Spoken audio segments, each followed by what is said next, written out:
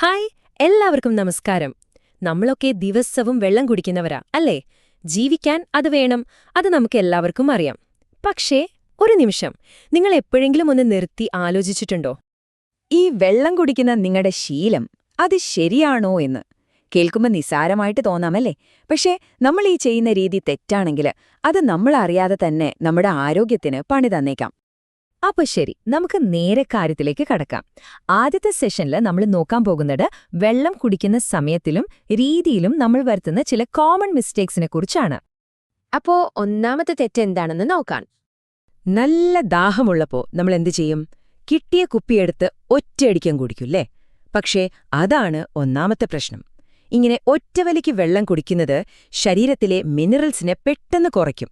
അതുമാത്രമല്ല, നമ്മുടെ ഹൃദയത്തിന് ഒരു എക്സ്ട്രാ പ്രഷർ കൊടുക്കുന്നത് പോലെയാണിത്.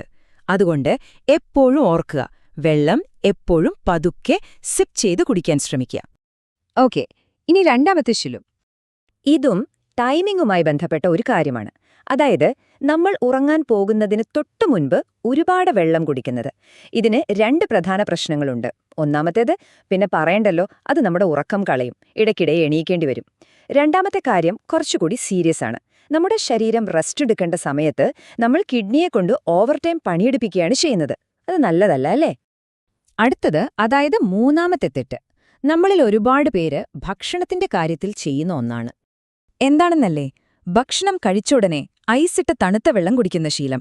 സത്യം പറഞ്ഞാൽ ഇത് നമ്മുടെ ദഹനപ്രക്രിയയെ മൊത്തത്തിൽ സ്ലോ ആക്കും. ദഹനരസങ്ങളെയൊക്കെ ഇത് നീർപ്പിച്ചു കളയും. അതിന്റെ ഫലമായിട്ടാണ് വയറുവേദന, ഗ്യാസ് ട്രബിളൊക്കെ വരുന്നത്. ഇതിനു പകരം സാധാരണ വെള്ളം കുടിക്കുകയാണെങ്കിൽ അത് ദഹനത്തെ ശരിക്കും സഹായിക്കും. ഓക്കേ, അപ്പോൾ ആദ്യത്തെ സെക്ഷൻ കഴിഞ്ഞു. ഇനി നമുക്ക് അടുത്തതിലേക്ക് പോകാം. അതായത് വെള്ളത്തിന് പകരം നമ്മൾ കുടിക്കുന്ന ചില പാനീയങ്ങൾ, അവയുണ്ടാക്കുന്ന അപകടങ്ങളെക്കുറിച്ചാണ് നമ്മളിനി സംസാരിക്കാൻ പോകുന്നത്. അപ്പോ ഈ ലിസ്റ്റിലെ നാലാമത്തെ പോയിന്റ് എന്താണെന്ന് നോക്കാം.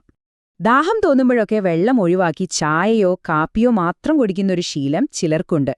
ഇതിലൊക്കെ വെള്ളമുണ്ടല്ലോ എന്നാവും നമ്മൾ വിചാരിക്കുക. പക്ഷേ ഇവ ഡയൂററ്റിക്സ് ആണ്. സിമ്പിളായി പറഞ്ഞാൽ ശരീരത്തിലുള്ള വെള്ളം കൂടുതൽ പുറത്തേക്ക് കളയാൻ ഇത് കാരണമാകും. അപ്പോൾ ഫലത്തിൽ ഇത് നമ്മളെ ഡീഹൈഡ്രേഷനിലേക്ക് എത്തിക്കും. സ്ഥിരമായി ഇത് തുടർന്നാൽ കിഡ്നിക്കും നല്ലതല്ല. ഇനി അഞ്ചാമത്തേത്, ഇത് ഒരുപക്ഷേ കൂട്ടത്തിൽ ഏറ്റവും അപകടം പിടിച്ച ഒന്നായിരിക്കും. അതെ, ഞാൻ ഉദ്ദേശിച്ചത് സോഡ, കോള പോലുള്ള മധുരമുള്ള പാനീയങ്ങളെക്കുറിച്ചാണ്. വെള്ളത്തിന് പകരം ഇതൊക്കെ കുടിക്കുന്നത് ശരിക്കും ആത്മഹത്യാപരമാണ്. ഇതിലെ ഓവറായിട്ടുള്ള പഞ്ചസാര നമ്മുടെ ലിവറിനും പാൻക്രിയസിനുമൊക്കെ വലിയ രീതിയിൽ ഡാമേജ് ഉണ്ടാക്കും. അതുമാത്രമല്ല, ഇതിലെ അസിഡിറ്റി, ഡയബറ്റീസ് പോലുള്ള വലിയ അസുഖങ്ങളിലേക്കും നമ്മളെ കൊണ്ടുചെന്നെത്തിക്കാം. ഓക്കെ, നമ്മുടെ ലിസ്റ്റിലെ ആറാമത്തെ പോയിന്റ് കുറച്ചൊന്ന് വ്യത്യസ്തമാണ്. ഇവിടെ നമ്മൾ കുടിക്കുന്നത് നല്ല വെള്ളം തന്നെയാണ്. പക്ഷേ അത് കുടിക്കുന്ന സാഹചര്യം അതിനെ അപകടകാരിയാക്കി മാറ്റുന്നു. അതായത് കാറിലൊക്കെ വെച്ച് വെയിലേറ്റ് ചൂടായ പ്ലാസ്റ്റിക് കുപ്പിയിൽ നിന്ന് വെള്ളം കുടിക്കുന്നത്. ആ ചൂട് കാരണം പ്ലാസ്റ്റിക്കിലെ മൈക്രോപ്ലാസ്റ്റിക് പോലുള്ള അപകടകാരികളായ കെമിക്കൽസ് വെള്ളത്തിൽ കലരും. ഇത് നേരെ നമ്മുടെ ലിവറിനാണ് ദോഷം ചെയ്യുന്നത്. സത്യം പറഞ്ഞാൽ ഇതൊരു സൈലന്റ് കില്ലറാണ്. അപ്പോൾ നമ്മൾ അവസാനത്തെ സെക്ഷനിലേക്ക് എത്തി. ഇവിടെ നമ്മൾ സംസാരിക്കുന്നത് വെള്ളം കുടിക്കുന്ന അളവിനെക്കുറിച്ചും നമ്മുടെ ശരീരം തരുന്ന സിഗ്നലുകളെ നമ്മൾ എങ്ങനെ കൈകാര്യം ചെയ്യുന്നു എന്നതിലെ തെറ്റുകളെക്കുറിച്ചുമാണ്. അപ്പോൾ ഏഴാമത്തെ തെറ്റ്, ഇതൊരുപക്ഷെ നമ്മളെല്ലാവരും ഇടയ്ക്കെങ്കിലും ചെയ്യുന്ന ഒന്നായിരിക്കാം. വളരെ സിമ്പിളാണ്. ആവശ്യത്തിന് വെള്ളം കുടിക്കാതിരിക്കുക. വേണ്ടത്ര വെള്ളം കുടിച്ചില്ലെങ്കിൽ എന്ത് സംഭവിക്കും? നമ്മുടെ കിഡ്നിക്ക് കൂടുതൽ പണിയെടുക്കേണ്ടി വരും, രക്തം കുറച്ചുകൂടി കട്ടിയാകും, പിന്നെ ഇത് വേറെ ഒരുപാട് ആരോഗ്യ പ്രശ്നങ്ങൾക്ക് വഴിവെക്കും. ഇനി എട്ടാമത്തേത്, ഇതും വെള്ളം കുറയുന്നതുമായി ബന്ധപ്പെട്ട ഒരു പ്രത്യേക സാഹചര്യമാണ്. നമ്മൾ നന്നായി വർക്കൗട്ട് ചെയ്യുമ്പോഴോ അല്ലെങ്കിൽ ഒരുപാട് വിയർക്കുമ്പോഴോ ശരീരത്തിൽ നിന്ന് ഒരുപാട് വെള്ളം നഷ്ടപ്പെടും. ആ നഷ്ടപ്പെട്ട വെള്ളം നമ്മൾ തന്നെ തിരികെ കൊടുക്കണം. ഇല്ലെങ്കിൽ അത് പെട്ടെന്നുള്ള ഡീഹൈഡ്രേഷന് കാരണമാകും. നേരത്തെ പറഞ്ഞ പോലെ രക്തം കട്ടിയാകാനും സാധ്യതയുണ്ട്. ഇനി നമ്മുടെ ലിസ്റ്റിലെ അവസാനത്തേത്, ഒൻപതാമത്തെ പോയിന്റ്. ഒരുപക്ഷെ ഇതാണ് എല്ലാത്തിന്റെയും അടിസ്ഥാനപരമായ തെറ്റ്. അതായത് നമ്മുടെ ശരീരം തരുന്ന സിഗ്നലുകളെ നമ്മൾ മൈൻഡ് ചെയ്യാതിരിക്കുന്നത്. പ്രത്യേകിച്ച് ദാഹം. എനിക്ക് വെള്ളം വേണം എന്ന് നമ്മുടെ ശരീരം നമ്മളോട് വിളിച്ചു പറയുന്നതാണ് ദാഹം. നമ്മൾ അതിനെ അവഗണിച്ചാൽ അത് വലിയ ക്ഷീണത്തിലേക്ക് നയിക്കും. പതിയെ പതിയെ നമ്മുടെ ഉള്ളിലുള്ള അവയവങ്ങളുടെ ശക്തി കുറയാനും ഇത് കാരണമാകും.